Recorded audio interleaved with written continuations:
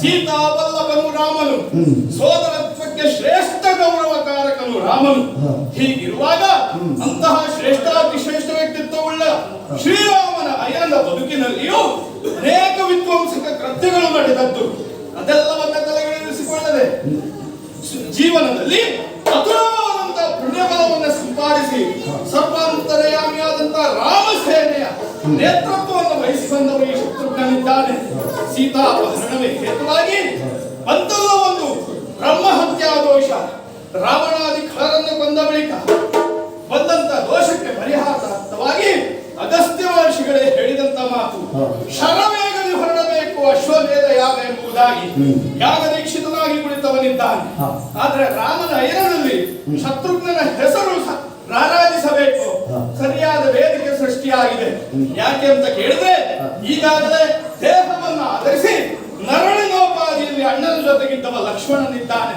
ಮಾತ್ರವಲ್ಲ, ತನ್ನ ಅಣ್ಣನ ಪಾದುಕೆಯನ್ನೇ ಇಟ್ಟು ನಂದಿ ಗ್ರಾಮದಲ್ಲಿ ಅವನ ನಿವಾಸದಲ್ಲಿಯೂ ಸಹ ಸಾಕಾರ ಮೂರ್ತಿಯಾಗಿ ಸೋದರತ್ವಕ್ಕೆ ಒಂದು ಜೀವ ತುಂಬಿದಂತಹ ಭಾವ ಜೀವಿ ಇದೆ ಅಂತಾದ್ರೆ ನಮ್ಮ ಏನಾದಂತಹ ಭರತದೇವನಿದ್ದಾನೆ. ಹಾಗಾದ್ರೆ ಈ ಶತ್ರುಘ್ನನಿಗೆ ಅವಕಾಶ ಇಲ್ಲವ ಅಂತ ಕೇಳಿದಾಗ ಭಗವಂತನ ಇಚ್ಛೆಯೋ ಎಂಬ ಹಾಗೆ ಈ ಅಶ್ವಮೇಧ ಯಾಗದ ಎಲ್ಲ ವ್ಯವಸ್ಥೆಯನ್ನು ನೋಡಿಕೊಳ್ಳುವುದಕ್ಕಾಗಿ ಕಾರ್ಯಾಧ್ಯಕ್ಷನ ಸ್ಥಾನದಲ್ಲಿಯೂ ಮುಂದೆ ಸೇನೆಯನ್ನು ವಹಿಸಿ ಬಂದವ ಈ ಶತ್ರುಘ್ನನಿದ್ದಾನೆ. ಈಗಾಗಲೇ ಚಕ್ರಾಂಕಿತ ಪುರವನ್ನ ಗೆದ್ದದ್ದಾಗಿದೆ. ಸುಬಾಹು ಮಹಾರಾಜ ತನ್ನ ಮಗನಾದಂತಹ ಧಮನವನ್ನು ಒಳಗೂಡಿಸಿ ಕಳುಹಿಸಿಕೊಟ್ಟಿದ್ದಾನೆ.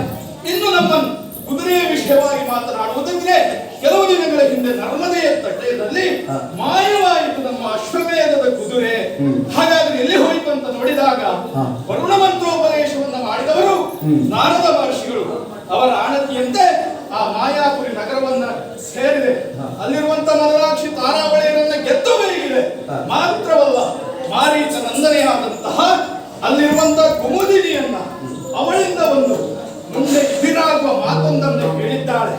ಮುಂದೊಂದು ದಿವಸ ಹರನ ಕಿಂಕರನೊಡೆಯ ಸಂಕರ ಏರ್ಪಡುವುದು ಎಂಬುದಾಗಿ ನಾನು ಆವಾಗ ತಾತ್ಸಾರ ಮಾಡಿದ್ದು. ರಾಮಸೇನೆಯನ್ನು ಎದುರಿಸುವ